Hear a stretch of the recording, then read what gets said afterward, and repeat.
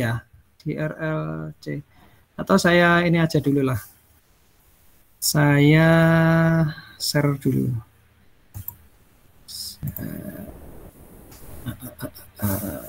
Yang ketujuh ya.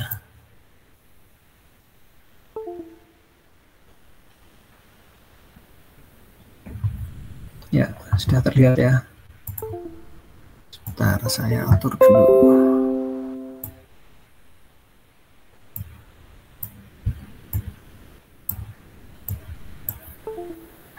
Jadi di rangkaian listrik ini sebenarnya mata kuliah ataupun pelajaran-pelajaran yang masih awal, masih dasar, cuman ya memang agak saya kasih yang apa ya, advance lah gitu, sedikit advance gitu untuk ini kan D4 ya, D4, jadi memang lebih lah dari yang S1 yang pendidikan gitu.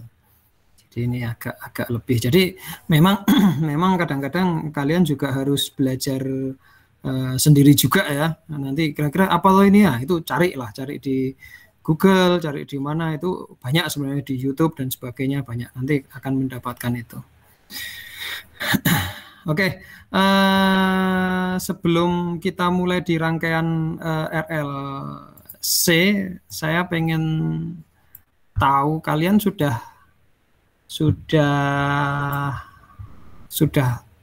apa namanya, sudah tahu belum, sudah pernah paham belum tentang RMS? Apa itu RMS? VRMS, tegangan RMS, kemudian ada tegangan maksimum, ada tegangan RMS. Apa itu? Ada yang tahu? Silahkan.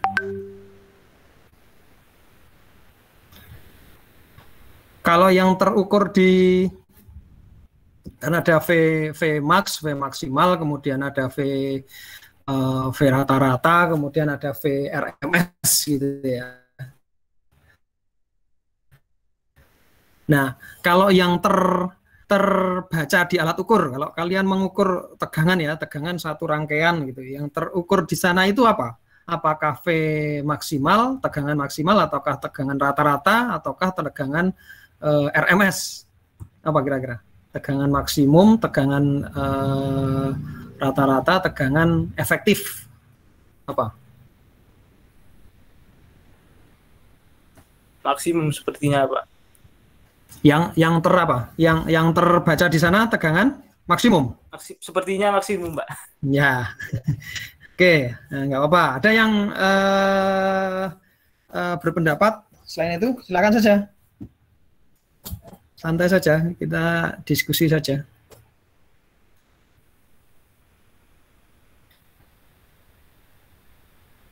Ada yang lain? Oke lah. Oke, kalau nggak ada yang lain, kita lanjutkan nanti. Jawabannya nanti ya. Jawabannya nanti.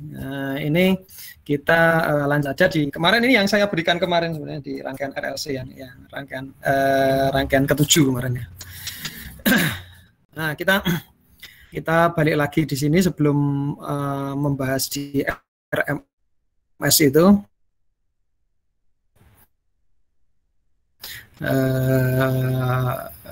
Kita sebentar. Suara saya terdengar toh? Terdengar ya? Oh ya, oke. Oke.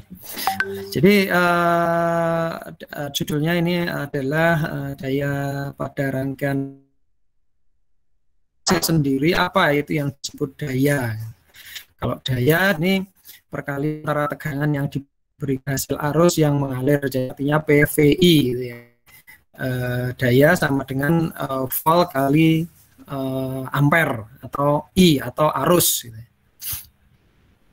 Nah, ini tapi ini yang sumber searah atau DC. Kemudian daya dikatakan positif itu pada saat apa? daya dikatakan positif itu ketika arus yang mengalir bernilai positif. Artinya arus mengalir dari sumber tegangan menuju rangkaian atau transfer energi dari sumber ke rangkaian. Nah, kemudian kalau dikatakan negatif itu ketika apa? Ketika arus yang mengalir bernilai negatif. Artinya arus mengalir dari rangkaian menuju ke sumber tegangan.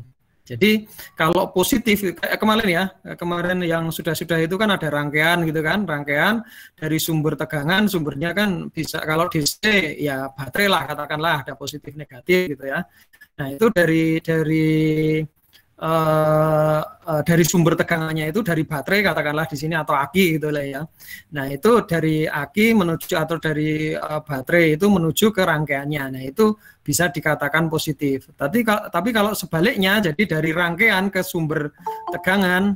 Nah, sebentar. Ini ada yang masuk. Sahrizal. Oke. Tapi kalau ada yang arus yang mengalir itu dari rangkaian, suatu rangkaian itu menuju ke sumber tegangannya atau baterai atau aki tadi, nah itu dikatakan daya itu negatif gitu. Jadi tinggal positif atau negatif itu tinggal arahnya saja, arahnya dari mana gitu. Arahnya dari sumber tegangan ataupun dari rangkaian. Oke, kemudian daya sesaat. Apa itu daya sesaat? Itu daya yang terjadi pada saat hanya waktu tertentu ketika sebuah komponen mempunyai nilai tegangan dan arus yang mengalir padanya hanya saat waktu tersebut. Jadi ini daya sesaat itu ya daya saat rangkaian itu dihubungkan terus ada dayanya ya pada saat itu juga gitu. Nah, daya sesaat ini macam-macam ya setiap rangkaiannya ya. Kalau yang unik ya, yang unik itu biasanya seperti di rangkaian-rangkaian motor ya, motor listrik gitu. Motor listrik apalagi yang ada kalau biasanya yang ada ininya itu kapasitor. Ada kapasitornya. Nah, itu ada sesuatu karakter yang unik gitu. Jadi ya di tempat kalian di rumah kalian pasti ada itu. Contohnya saja mesin untuk air ini ya. Kalau orang awam biasanya bilang sanyo gitu ya. Bilang sanyo. Padahal itu sanyo itu merek padahal yaitu motor aja, motor untuk menaikkan air gitu ya. Nah itu kan ada kapasitor di sana. Itu biasa juga disebut kalau orang-orang nyebut itu biasanya motor kapasitor juga karena di situ ada kapasitornya. Nah itu kenapa harus yang motor itu ataupun sesuatu yang berputar itu kan dayanya unik ya, arusnya itu unik, jadi tinggi sekali pada aja, terus habis itu turun kemudian nanti setelah steady state arus tertentu itu dia akan landai gitu. Nah seperti itu yang unik, jadi daya sesaat itu daya yang tinggi sekali itu, tapi cuma sesaat aja untuk membatasi biar tegangan arus ataupun daya itu tidak melambung tinggi sekali pada saat start awal pertama itu. Nah itu gunanya kapasitor. Nah kalau tidak motor-motor itu tidak diberi kapasitor itu yang terjadi adalah ya kalau rumah kalian itu terbatas untuk kWh meternya itu terbatas, itu akan trip, akan ya kalau orang awam ngomong jeglek gitu ya. Akan jeglek gitu, akan trip gitu. Nah makanya dikasih kapasitor. Kapasitor pun itu juga ada ukurannya gitu ya. Kalau tidak sesuai dengan ukurannya ya sama saja. Ya seperti itu. Itu yang dimaksud daya sesaat di sini. Jadi tiap alat ataupun tiap mungkin bisa dikatakan part dari alat-alat elektronik itu macam-macam tergantung karakteristiknya seperti apa. Nah ini daya sesaat itu contohnya seperti itu tadi. Oke, kemudian di sini ini langsung saya kasih jawabannya saja ya. Jadi ini ada soal, langsung jawabannya saja. Jadi nanti jika sebuah komponen dilewati arus I, T sama dengan 10 sin 30 T ampere, tegangannya ini ada apa namanya persamaannya seperti ini, maka berapa daya yang muncul tiap T sama dengan 1 detik. Nah, kemudian di sini yang pertama adalah ini P, ini kan ini I, ini T. Jadi I dalam detik, kemudian ini V dalam detik. Ini juga P dalam detik. Nah, dalam detik itu berapa di sini?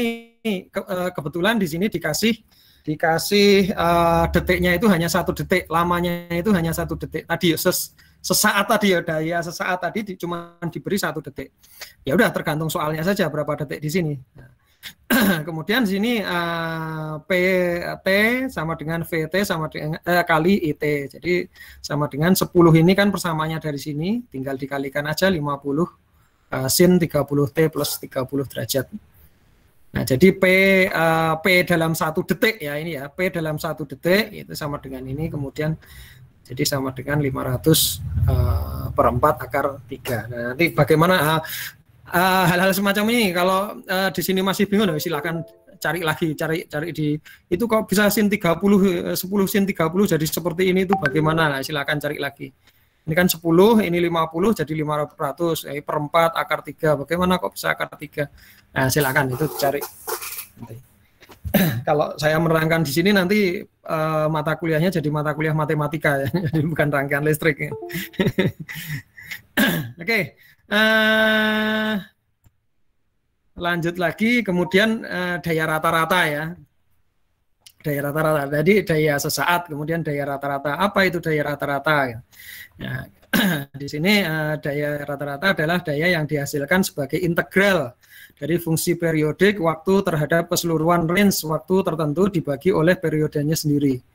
Untuk melihat hasil daya rata-rata pada setiap komponen pasif yang dilaluinya menggunakan rumus yang telah dipelajari pada bab sebelumnya. Nah, daya rata-rata pada komponen L di sini, ada L di sini, ini bagaimana? Nah, seperti ini. V dalam detik, T dalam T ya, T itu bisa ya nanti tergantung berapa detik mungkin. T berapa detik, kemudian Vm sin omega T. Nah, arus yang terjadi pada komponen induktor ini, jadi induktor ini berapa? Nah, ini ada di sini. Nah, ini sebenarnya nggak usah dihafalkan ya, nggak usah dihafalkan. Besok kalau kalian ujian, seumpama ada ujian, nggak usah dihafalkan, nggak apa-apa. Nanti kalau saya ujian pasti open book kok. Silahkan mau open book, open internet, silahkan aja. Jadi saya pikir nggak usah dihafalkan. Saya pikir rumus-rumus ya cuma untuk dilihat saja, nggak usah dihafalkan, malah tambah mumet loh. Ya, dan ini hanya saya tunjukkan saja, apa namanya ya, cara ataupun rumus-rumus yang sudah ada itu dari mana ya, dari sini nih. Seperti ini. PVI, jadi kan tadi ya dasarnya itu adalah P sama dengan V sama dengan V kali I. Nah, itu dasarnya kan itu. Kemudian tinggal apa yang di belakangnya ini apa saja. V-nya apa, I-nya apa, V-nya dalam bentuk apa, I-nya dalam bentuk apa. Itu saja. Nah, kemudian terakhir ditemukan adalah minus setengah VMIM sin 2 omega T. Nah, kalau digambar dengan grafik itu seperti ini. Ini persamaannya, ini grafiknya akan seperti ini. Ini ada V-nya di sini, ada V-nya di sini, ada P-nya di sini, ini ada I-nya. Ini P, ini P, ini 2 P, ini hanya ya, apa namanya, range dari grafiknya sendiri. Oke, seperti itu. Kemudian apalagi nih? Dari grafik tersebut dapat diambil kesimpulan bahwa ketika tegangan dan arus positif, maka dayanya positif. Berarti energi mengalir dari sumber ke induktor. Demikian juga ketika tegangan dan arus negatif. Tapi pada saat tegangan dan arusnya bertanda berlawanan, maka dayanya negatif. Jadi tadi kan dayanya negatif ya. Nah, ini kan negatif minus. minus setengah ya, minus setengah Vm Im sin 2 omega T kan, negatif, artinya negatif berarti di sini. Tetapi pada saat tegangan dan arusnya bertanda berlawanan maka dayanya negatif. Berarti energi mengalir dari induktor ke sumber tegangan. Dari induktor ke sumber tegangan itu kan negatif ya, dari rangkaian atau bisa dikatakan tadi di awal tadi kan sudah dikatakan bahwa kalau positif itu dari sumber ke rangkaian. Nah kalau negatif kebalikannya dari rangkaian ke sumber. Nah itu negatif. Nah ini kebetulan di contoh tadi, di contoh soal tadi karena tadi minus gitu ya, karena tadi minus karena ini tadi energi yang mengalir itu dari induktor ataupun dari rangkaian itu menuju ke sumber tegangan. Nah kemudian daya rata-rata ya, nah ini pakai integral.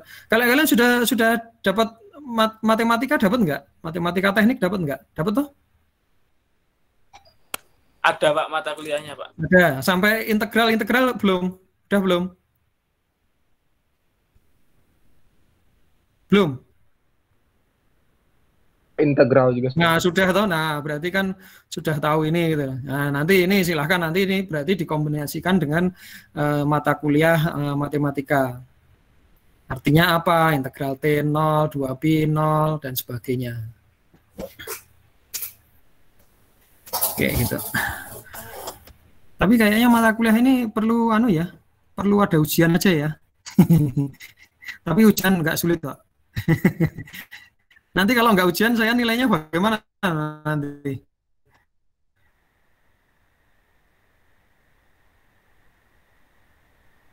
Ini nggak ada presentasi, nggak ada, gitu. Terus soal-soal latihan. Gitu. Tapi nggak apa-apa, nggak masalah. Nanti gampang lah pokoknya gampang. Semua bisa garap, apa namanya, open semuanya kok, open book, open internet bahkan. Jadi ya masuk nggak iso garap ya, cari gampang. Dan waktunya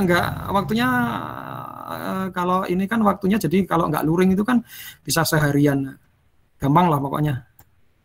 Oke, kita lanjut. Kemudian tadi daya rata-rata yang rangkaiannya itu induktor. Kemudian kita lanjut ke daya rata-rata yang pada komponennya itu adalah C atau kapasitor. Jadi seperti ini. Jadi karakteristik kalau kapasitor itu diberi tegangan, diberi arus, kemudian ada daya. Nah itu karakteristiknya seperti ini. Ya, nanti bisa dilihat sendirilah. Ya intinya seperti ini. Nah, sampai terakhir ada rumusnya seperti ini. Nah kalau di sini coba dari ini aja, dari yang terakhir ini dilihat, ini hasilnya apa? Hasil akhirnya apa? Negatif atau positif? Hasil akhirnya apa ini? Ini. Positif ya Pak? Ya positif. Artinya kalau positif apa? Artinya apa ya tadi?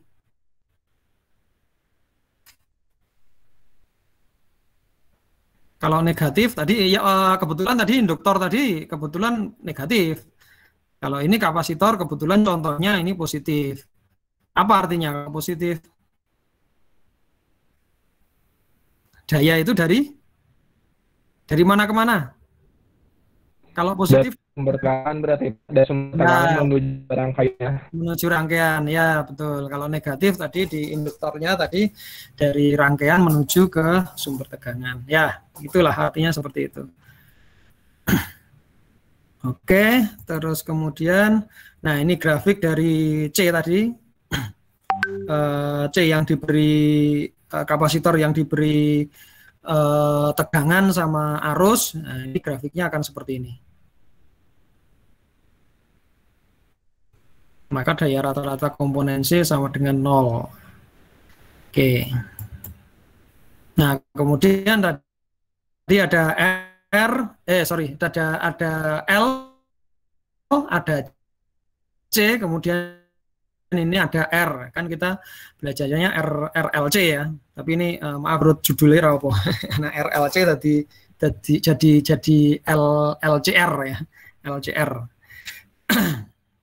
Oke, di sini kemudian bebannya diganti R. Apa yang terjadi jika diganti R? Jika diganti R itu yang terjadi adalah ini. PVI sama dengan ini, artinya di sini adalah positif gitu ya. Sama dengan yang C tadi ya. Nah, berarti dari sumber tegangan ke rangkaian. Terus grafik. Nah, harusnya ada grafik. Kemudian nah ini setelah dihitung sedemikian rupa, kemudian ditemukan adalah ini R sebutlah VM per akar 2, IM akar 2 sama dengan V efektif, I efektif.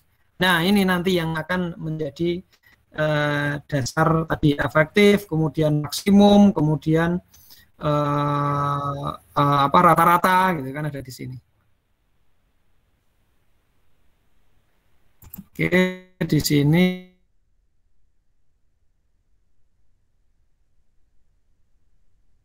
kemudian nah makanya akan ditemukan ini itu apa, VRMS atau efektif itu apa.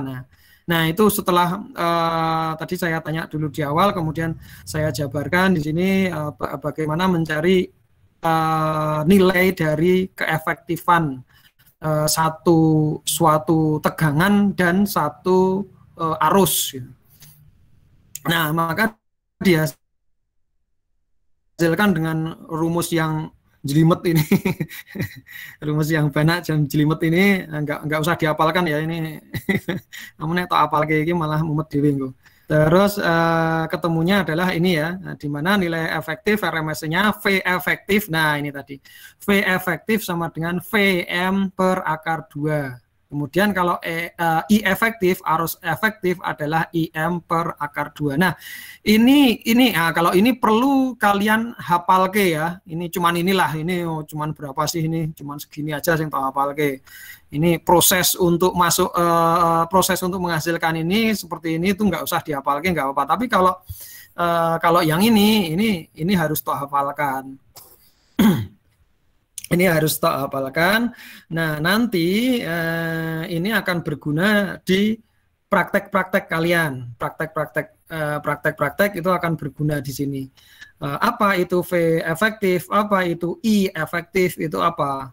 Apakah yang diukur itu efektif ataupun RMS ya? RMS sama ya, efektif. Jadi efektif RMS EFF itu ya juga efektif itu sama. Jadi nanti kalau ditanya V RMS-nya berapa itu juga sama dengan V efektifnya berapa gitu. Nah seperti itu nanti yang jika kalian mengukur suatu rangkaian gitu itu di alat ukur itu apakah itu tegangan apa itu tegangan VRMS-nya ataupun V maksimalnya ataupun V rata-rata gitu. Nah nanti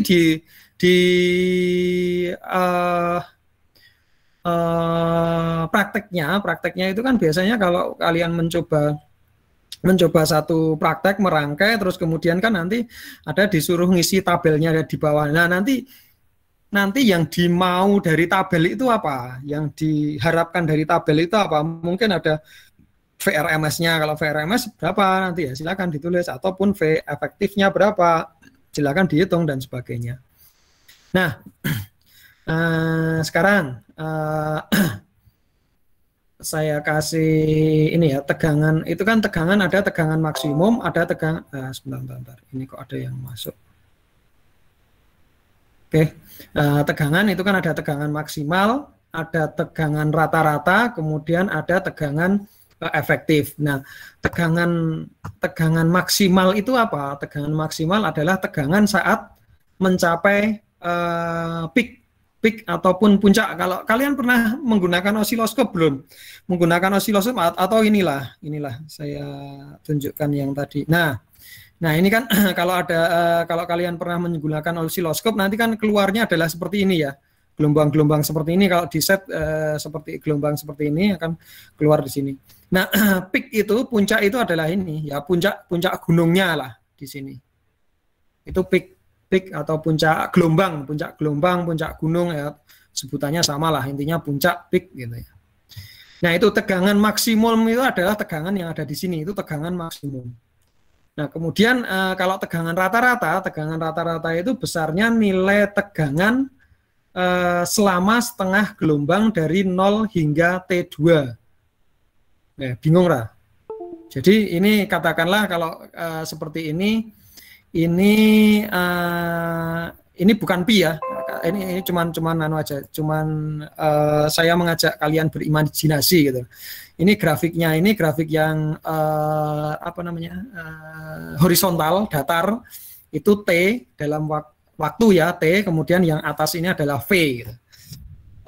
Nah, tegangan rata-rata itu tegangan selama setengah gelombang dari 0 hingga T2. Jadi kalau gelombangnya seperti ini, tegangan rata-rata itu ada di sini kira-kira ya.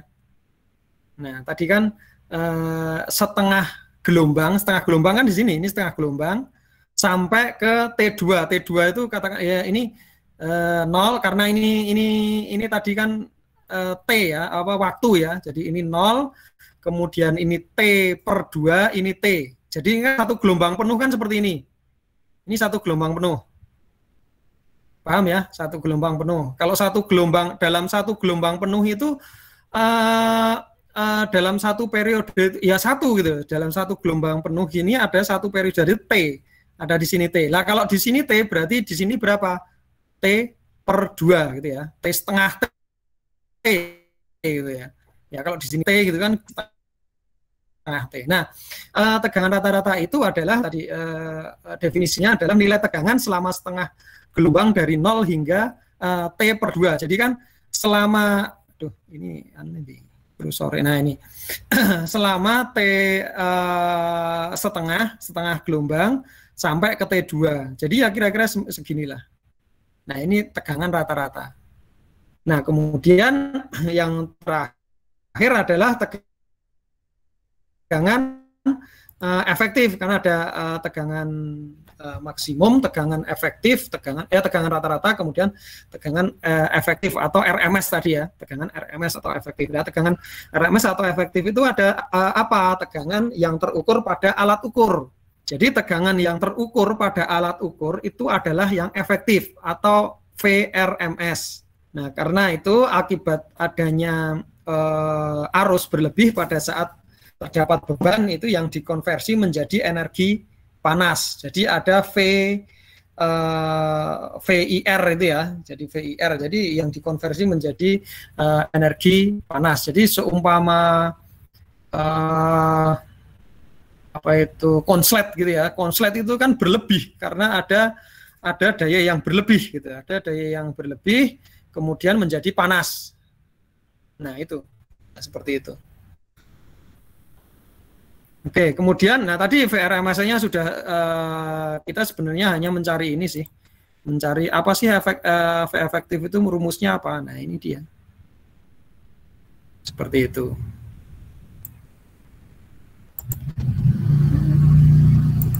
Oke, ini ada lagi enggak ini? Enggak ada.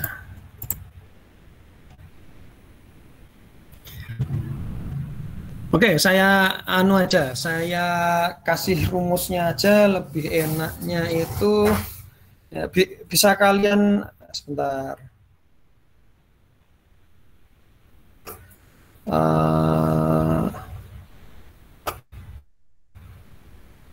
Atau bisa kalian tulis sendiri ya, atau mungkin kalian kalian cari sendiri nggak apa-apa, kalian mau tulis nggak apa-apa. Jadi kalau V rata-rata, jadi kan kalau kita membahas itu kan ada yang barusan kan ada 3 macam tegangan, adalah tegangan maksimal, kemudian tegangan rata-rata, kemudian tegangan efektif. Nah, rumusnya itu kalau tegangan rata-rata ini lebih enak saja, saya kasih rumusnya itu V rata-rata itu sama dengan 0,636 V max. Tegangan rata-rata sama dengan 0,636 V max-nya. Nah, itu silakan yang diapalkan itu saja. Nanti kalau di praktek nanti itu yang harus diapalkan, harus tahu itu. Kemudian VRMS tadi sudah ada, VRMS atau V efektif Vm per akar 2 atau 0, ini M itu max ya, V max ya ini ya, V maksimal ya. Nah, VRMS itu kan ini apa namanya, akar 2 ya. Jadi atau 0,707 V max. VRMS atau V efektif sama dengan 0,707 V max. Nah, jadi seperti itu. Jadi seumpama gini lah, ada soal ataupun kalian mengukur satu tegangan di dalam rangkaian gitu, ataupun di ya apa saja lah, tegangan efektif ya. Kemudian kalian mengukur tegangan itu adalah 5 volt gitu. Nah, 5 volt tadi, 5 volt itu berarti apa? V apa? 5 volt tadi yang tertera di voltmeter itu apa? V apa? Apakah V max, apakah V rata-rata, apakah V RMS atau V efektif? V efektif. V efektif. V RMS. Oke. Nah, kemudian kalau kalian nanti disuruh di dalam praktek itu, di dalam tabel itu disuruh nyari V maksimalnya. Jadi berapa? Ya, tinggal dimasukin rumus tadi kan. VRMS sama dengan 0,707 V max. Kalau V max-nya berarti VRMS tadi 5 per 0,707. Nah, berapa itu?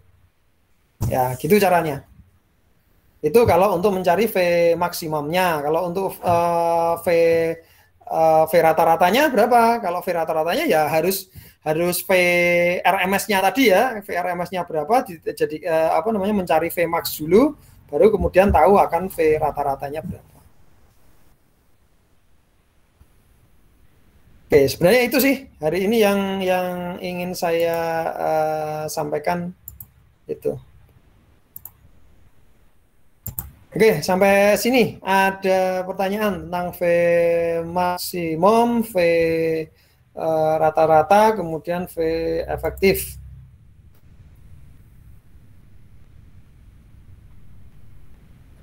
Izin bertanya, Pak. Yuk, silakan. Berarti nilai yang tertera itu VRMS ya, Pak? Ya. Nah, kemudian nanti tinggal apa yang diminta gitu. Apa yang diminta? Apakah yang diminta V maksimalnya atau V rata-ratanya? Itu silakan saja. Siap. Terima kasih, Pak. Oke, kemudian ya nanti kalau sebenarnya kalian kalau pernah menggunakan, tapi saya kira kalau yang dari SMK ya, SMK yang elektro ataupun elektronika pasti udah pernah lah menggunakan apa iki jenengane iki osiloskop gitu. Kalau osiloskop itu ketahuan banget V puncaknya berapa, itu kan tinggal lihat dari gelombangnya itu ya, V puncaknya berapa, V puncaknya, kemudian V apa rata-ratanya, kemudian RMS-nya itu kan ketahuan semua.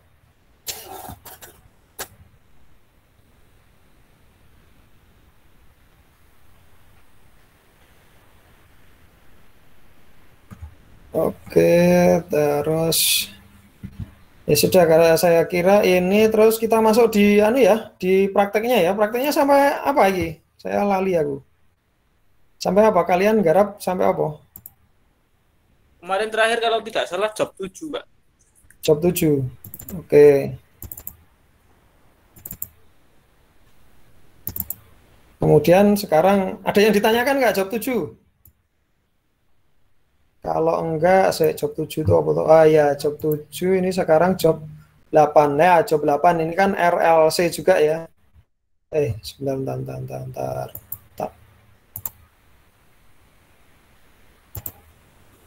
Tak share dulu job 8 ini.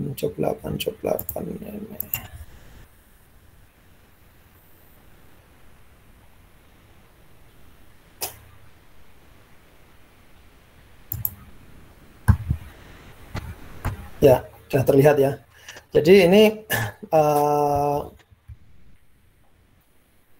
sesuai dengan yang tadi tentang RLC gitu ya. RLC, kemudian di sini kalau di sini hanya di dalam kompetensinya apa yang diminta di dalam lab sheet ini adalah menggambarkan pengaruh frekuensi terhadap beban RL kemudian RC paralel. Nah, ini akan seperti apa? Kalau dasar teorinya ya seperti inilah. Nanti bisa dilihat sendiri, bisa dibaca sendiri. Kemudian alat yang digunakan multimeter, CRO, AFG, dan lain sebagainya. Nah, kita akan mempraktekkan seperti ini. Jadi ini ada trafo. Jadi kalau kalian selama ini menggunakan apa? Praktek ini menggunakan apa? Proteus atau apa? Proteus, Pak. Iya, Pak. Proteus ya. Yang enak Proteus. Kalau di Proteus ada trafo isolasi nggak, Mas? Kita kira ano ya? Nggak ada ya, Pak. Pakai V-Shine. Apa? Pakai apa? V-Shine. Oh ya. Jadi ini sebenarnya seperti ini. Ini tuh sebenarnya hanya untuk trafo, namanya juga isolasi ya. Isolasi itu kan pelindung gitu ya. Nah, sebenarnya trafo di sini itu gunanya hanya untuk pelindung pada saat praktek saja sih sebenarnya. Kalau mau yang di keluaran dari trafo ataupun dari AC di sini, AC 220 di sini, itu kan mau tinggal berapa kita atur di sini. Kita butuh berapa volt yang ada di sini. Trafo isolasi ini hanya untuk pelindung. Ini tegangan ini nggak terlalu lebih sehingga untuk melindungi AFG ini loh. Jadi kalau ada sesuatu hal ataupun mungkin yang berlebih di AFG ini, ya AFG-nya bisa rusak. Sedangkan AFG itu ya cukup mahal gitu ya. Nah, makanya diberi trafo isolasi. Nah, itu saja sih sebenarnya ini untuk trafo isolasi ini kegunaannya. Jadi kalau praktek itu ya harus ada ini. Tapi sebenarnya ini enggak kalau di teori gitulah sebenarnya nggak dipasang nggak apa-apa. Ini hanya untuk namanya juga isolasi untuk pengaman gitu. Nah, AFG di sini untuk membangkitkan gelombang di sini, kemudian di sini diukur di CRO. Ini langsung dari keluarannya AFG ini berapa. Terus kemudian di sini ada beban R1, R2, kemudian R3. Nah, setelah dibebani R dengan R, kalau ini R dengan R di seri dengan R, ini satu R-nya itu berapa? Nanti diukur dengan CRO. Kemudian kalau R dengan R di seri dengan L, itu R-nya itu nanti akan berapa di sini. Nah, nanti akan mencari perbandingan di sini. Apakah ini itu akan sama dengan ini, apakah dengan sama dengan ini, apakah enggak gitu. Sedangkan di sini R-nya itu sama semua ya. R1